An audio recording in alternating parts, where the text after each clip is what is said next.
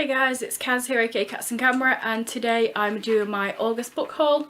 Oh, also, if you can see behind me, I redid my shelves. I forgot to mention that in my wrap up because I was actually stood in front of my new shelves, so I'll leave my video down below of my reorganisation if you want to check that out. So in August I picked up a total of 9 books, so let's just get into it.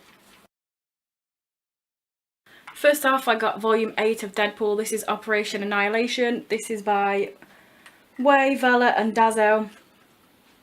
If you've seen some of my hauls before, then you might know that I'm collecting this series of the Deadpool. Just grabbing them when they're cheap, so that's why it's randomly volume 8. And I'll put in the corner how much each of these cost like I normally do. So check that out. Here's some of the artwork in here. Next up, I picked up Cinnamon Toast and the End of the World. This is by Janet E. Cameron. I don't really know much about this. It was just in one of my wish lists I make on Amazon. There's a video coming up for these, how I buy my books cheap. But it was on there and it was only a few pence plus P&P. So I picked this one up. So from what I can tell from the synopsis, this is basically about a guy who accidentally falls in love with his best friend and trying to figure out how to deal with it and how to deal with his hippie mum. Just a nice contemporary. I do enjoy these. So next up I got The Year of Ice by Brian Malloy. I did read this in August, so if you want to hear a few of my opinions then I'll leave my wrap up video below. This one is about a guy set in the 70s and it's basically sort of a family drama. His mum died a few years ago. He doesn't really get on very well with his dad, so it's just all of this accumulating. So yeah, I'll link my wrap up below. So in August was the New York Comic Con. I went last year, it was the first year it ever happened, and I went again this year, and honestly I'm probably not gonna go again.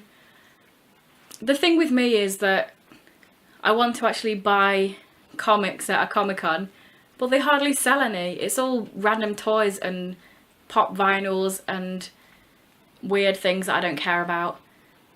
A lot of people like that sort of geek culture, but I'm more on the reading side of it, so there's not that much for me, so I'm probably going to give it a miss. But I did pick up volume 5 and volume 6 of Death Note. There was only £3 each, so I thought while I'm there I should definitely pick up something, otherwise it would be a total waste of time.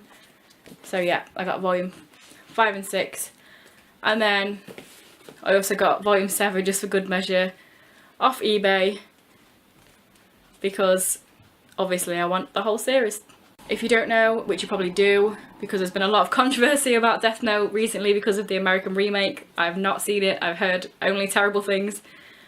But if you don't know, Death Note is about this kid, Light, who finds this book where if you write people's names in it, they will die. And it becomes sort of a vigilante, killing all of these bad guys that he finds out about on TV. And it follows him and it follows Elle, who is part of the team that are trying to take down whoever's doing this in society.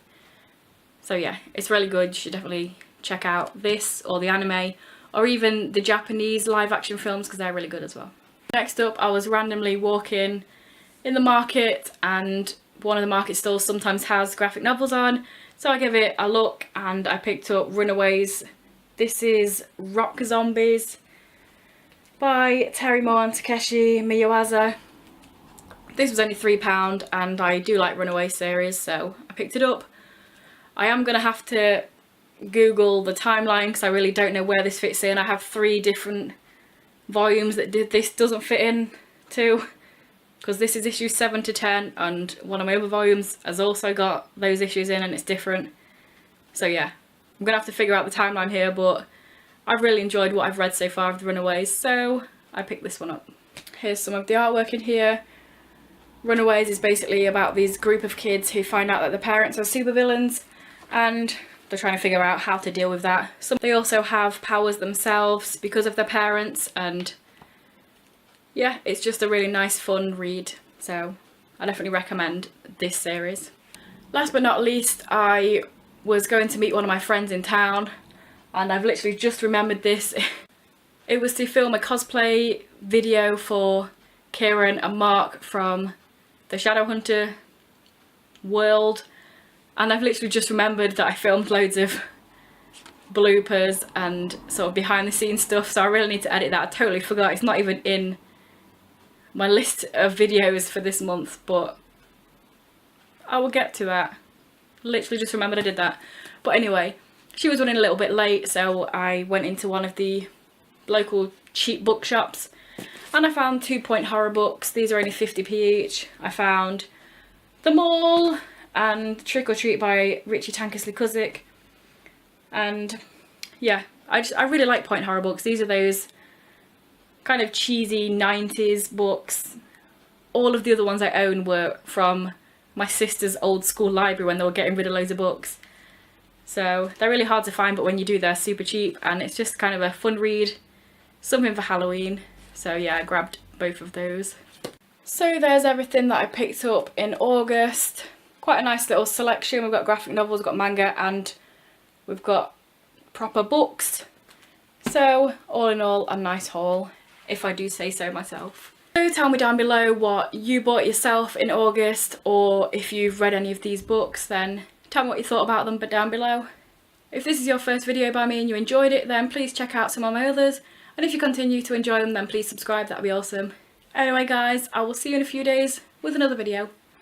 Bye.